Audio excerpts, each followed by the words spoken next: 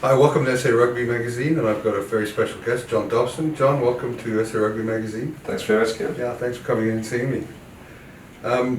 It's fair to say that your blood is blue. You've been through the school system, the junior, university, club. I mean, you've just entrenched yourself in Western Province. So for the Stormers, 24 years you're carrying a legacy, 24 years of no win, and a lot of disgruntled fans in terms of their expectations. You've got 5 returning Springboks. You've got a scrum half who I think is one of the best in the competition. You just signed Jamie Roberts, who I think is going to be a great addition for the depth. Is it fair to put a favourite tag on you guys for this year? Yeah, gee, that's a tricky start.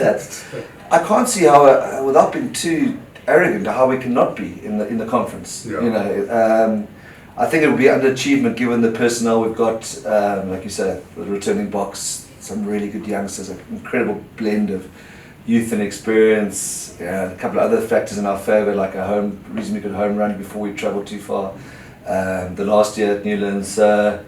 Those things, it seems like a perfect storm. It seems like we set out to disappoint again because it just seems too good to be true, to be honest. Yeah. You know, but I do think we should be favourites within the conference. We play to the ability of the squad that we've assembled. No, and has it been difficult integrating the box back into the setup? I mean, there must have been some issues there. Yeah, I think it's none of them, which is the most important thing. None of them in terms of their own will or focus. Perhaps more given around their conditioning and that thing. I don't think Franz Maherber spends much time in November in the gym. I think he spent a lot of time at Tops or whichever the Tops or various. Strange, I didn't see him there. Apparently, you see, all that's left of the one in Stellenbosch is Bacardi Breezes or something. Like everything else is gone. He picked on it, but no. So I think conditioning wise, I mean, I think that just naturally that tour, the Champions Tour, and that took them out. So I think they're all undercooked and probably still undercooked. That's a challenge for us. But the only way some of those big diesels get fit is by on the field. Even a guy like Bongi Manambi, you know, he's a great warrior and a supreme athlete. Even him, he'll admit he's not in probably peak nick. We've had to try and catch them up in 2 or 3 weeks. Yeah. So that's been a challenge. But in terms of their buy-in and professionalism, fantastic, absolutely brilliant. And so what? Niebauer stopped by at training this week. Can you expand on the relationship with Rassi and? I think it's very quick for all of us to knock South African rugby in general, our model. You know, New Zealand got the great central contracting system. What Ireland have done is amazing, and all that. But the way these guys want to come out and share. Jacques comes to his second week. He's come to us. Probably spent the whole day there. Arrives in jeans and a shirt. You know, and by the time then he borrows shorts and a t-shirt, he's on the field coaching. So it's quite special. They've bred. You know, Stick's gone up to the Bulls. I know the coaches are all. Alan, the conditioning coach, has been around a couple of franchises. Personally, I get on very well with Rassi, so you know he's a mate of mine. So, but they're trying to help us with referee management. I think they've seen that because I think their big quest is sustainable success for the Springboks, not this quick ambulance job that happens every couple of years like we tend to do. You know, and sustainable success is going to mean reasonable success at Super Rugby, not the normal model of one team making a away quarter-final and getting stuffed up. You know what I mean? Yeah, so. No, I fully understand. So is it true that you were the first editor on SA Rugby Magazine? I was. Does being an editor and playing in media give you an advantage speaking to the press and understanding media? And I think so. I hope so. I think I get on reasonably well. I seem to write reasonable things. Yeah, we started in 1995. The Chester Williams was on the first cover. I remember it. Yeah, and Nick Mallett was the consulting editor. Did absolutely nothing, but it still does. Just a lot of huff and puff, like still is the case, you know. But I do think we've got a responsibility. You know, yourselves, myself as a coach in the industry. It's not the old days of 30 years ago where you could just turn up and play and expect 40,000. You know what I mean? There has to be engagement. If you don't understand the role of the media in that, then you're limited. You know what I mean? I know we've underachieved, and I know the product is probably Super Rugby has been compromised a little bit over the years. But you know, if we were going from a 40,000 home crowd 10 years ago to what we are now, there's something wrong. You know what I mean? And it's beholden upon all of us to sell the product or to sell rugby. And I think it's going to be an exciting tournament. So hopefully we can. So what can we expect from the Stormers this year with the brand of rugby? I was going to, You hoping to avoid that one, eh? No, our brand is a product. It's guaranteeing the results because You spot on, and we've underachieved on the talent. I don't know what the UK football equivalent is, but we've underachieved on the talent we have perennially. Who's that? Scunthorpe United.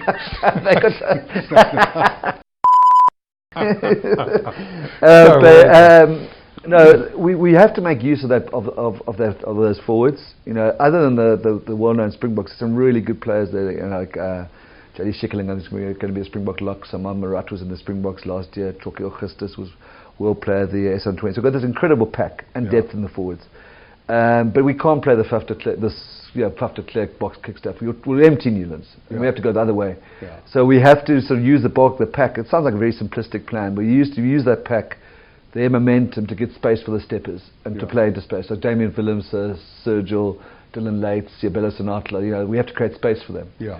And you mentioned earlier the signing of Jamie Roberts. You know, we had Dialende who could help the foot. How old is he now? 43.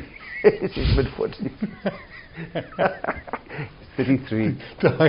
I'm just taking the And you can't say anything about saying he's a doctor and a Cambridge grad, all that shit. But no, don't say that. he's a bright guy, eh? Very bright guy, seems. And he's Welsh, so you know he's a superstar.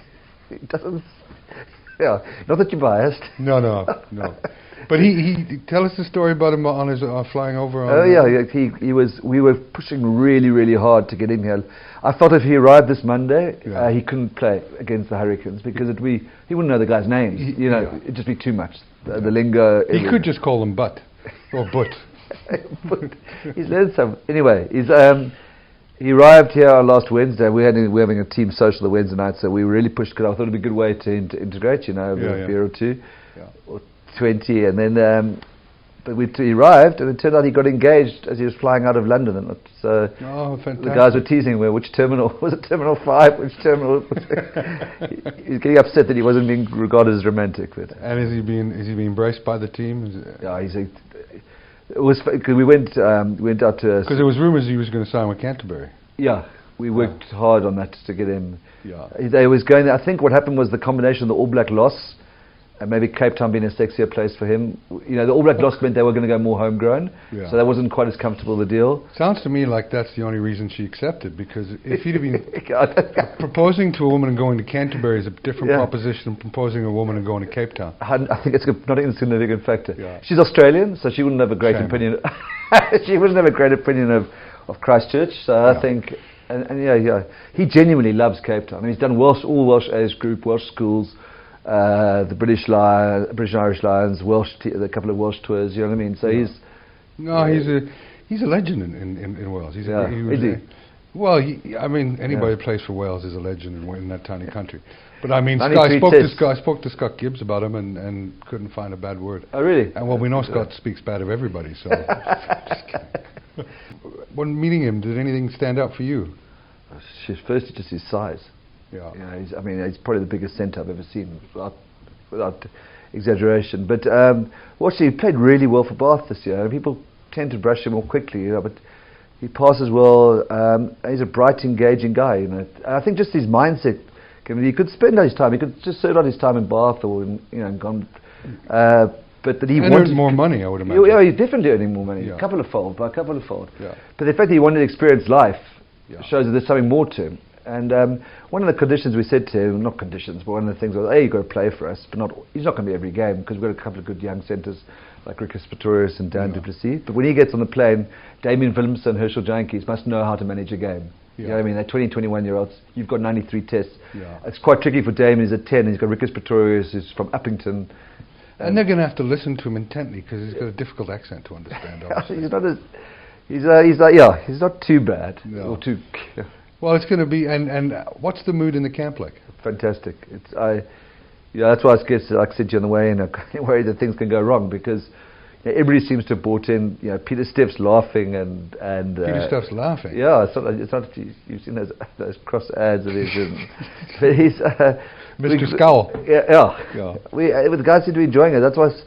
So I'm so worried. I can't see how we're going to stumble. But having said that, the Hurricanes are a pretty good team. Not really.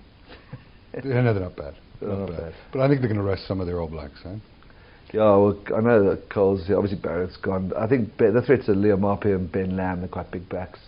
The interesting thing for me is the coaching there. How they're going to adapt to the coaching changes with Plum getting the... Yeah, because Plum's a bit of a sort of institution. He's in the DNA of Wellington. You know, he played. Yeah, he's from there. Done a good job there. So who, you know, without being rhetorical, who are the big challenges from Australia and New Zealand? I'm really worried about the Chiefs. I think they're... Under Gatland? Yeah. Another Welshman? He doesn't sound very Welsh. But no, I think... sorry, another Welsh coach. Another Welsh. Yeah. Not only I mean, obviously the Gatland's going to affect. You know, we go away there, and the referee's going to see the Warren Gatland, and going to see Tabio Dobber arrive, and they're going to think there's only one winner here. Dobber, you're looking svelte, then. It's been a bad off season, but I won't ask about that. But you know, they're all round. They've got even though they lost Rotella, they've got a really good pack. Aaron Cruden's come back. You got Cruden and McKenzie at 10 and 15 with their style of rugby. I think that'll be mean. The Crusaders have lost a lot of caps. I think people are living a little bit on the Crusader hype. But I think they've lost close to 1,000 caps, which is a lot to take out, you know, of any team. The Highlanders have lost a lot. The Highlanders have lost. New Zealand rugby's taken it's probably, I don't know if it's as bigger much of a knock as South African rugby. 100% agree with you. Yeah. So there's an opportunity there. You know, we go away to. The idea is that we go away not having to beat those guys, because we got Sunwolves and I think Brumbies in Australia, a good side. I think going to Canberra is like going to Bloemfontein, you know, in lots of ways, and I think that's going to be tough. We play them away. But to me, the Chiefs, Crusaders are a reputation. The Hurricanes, we're lucky they're at home. I think they're really good sides. I don't see the Australian massive threat other than the Brumbies. I might be completely wrong. Brad Thorne's building something good at the Reds, but I'm not sure of their depth. And I think the youngsters I think he's on a deliberate 3 or 4 year project in the store. It might be a little bit. He's into his third year now, isn't he? Yeah, he's into his third year, and they've got a lot of youngsters. I don't know, James O'Connor's there. Should make for a good aftermatch.